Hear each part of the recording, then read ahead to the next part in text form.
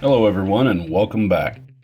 I don't think you're going to need an explainer to figure out which car we're doing this time around, but just in case you do, we're doing the Punisher LeMans for Ray. Now, in point of fact, I've already done this build once. This was among the many videos that I lost when my device failed. I'm not going to browbeat you again with that old chestnut. Suffice it to say, it was a good thing that I had two of these bodies on hand. I'll explain why I had two of these bodies on hand later on. But in the meantime, I've got to finish prepping the car for the goo. I will say that this is one of the most intricate bodies that I've ever had to pull apart, but not terrible.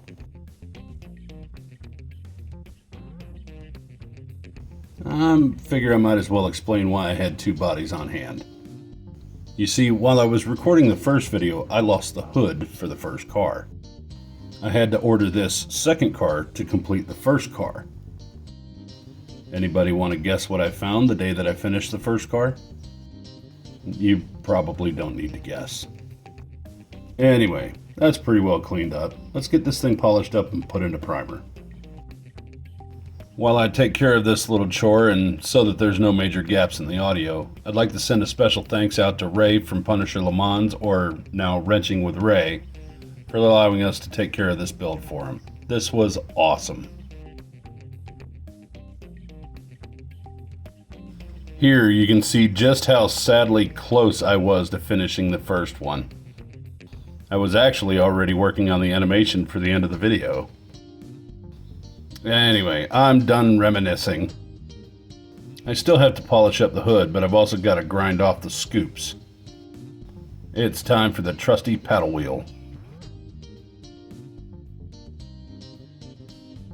Now, I didn't record it, but after I finished up with the paddle wheel, I put a little bit of body filler in to fill the gaps.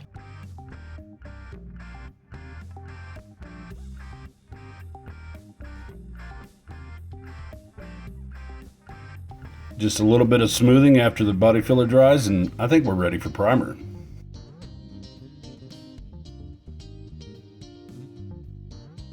Now, I've learned the hard way that Rust-Oleum primer does not like Rust-Oleum flat black. That's alright though. I've got a wife who's very skilled with a paintbrush. I'm going to lay down a layer of gloss black so that the decals have something to adhere to, and while it's drying, I'm going to move on to the wheels and axles. I would have left these axles intact, but if I had, then they'd stick out proportionately about a foot on either side of the car. At the end of the day, folks are more interested in a realistic look, so I made a command decision to just not make it a roller. I don't actually make a lot of rollers on this channel, but it's something that we're working on. Since nothing that I have left to do has anything to do with interior components or framework, I'm going to start throwing this thing back together. Once it's been reassembled, I'll start on the arduous task of applying the decals.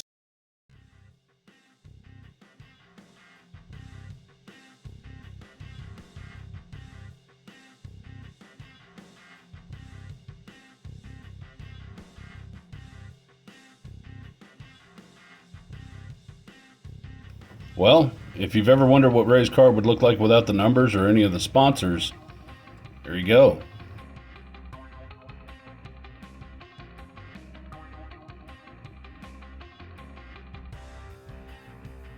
It's not bad, right?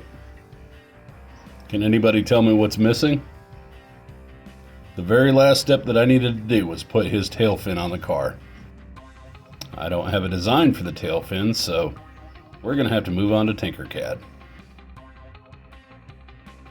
In point of fact, it's actually a pretty easy build. The worst part of it is just sizing, so enjoy the show.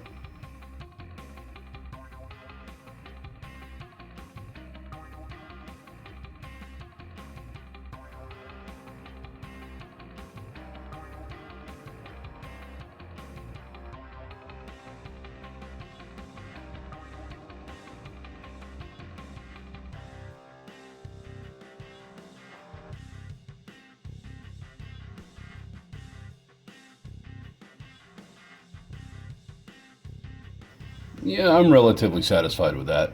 Let's get it printed and get it put on the car. Now, I have to admit to my ocular limitations here. In some of the pictures that I've got of Ray's car, the tail fin appears silver. In others, it's almost reflective. I don't know if he's ever changed it out or not, but I'm going to go with chrome this time around. This is an argument, ladies and gentlemen, for being certain as to which type of paper you're printing on. You see, more often than not, I keep my clear and white decal paper separate. That is to prevent what you're about to see. Or really, what you're about to not see. You can clearly see the 13 here, but not so much here. Not only did I waste that piece of decal paper, now I have to print it on another one. At this point, I was pretty infuriated. I'd only recently found out that I lost all the information on my device, so I reprinted everything and I passed it off to Foggy. You can very clearly see if I'd have printed it on the proper paper, that would have looked great.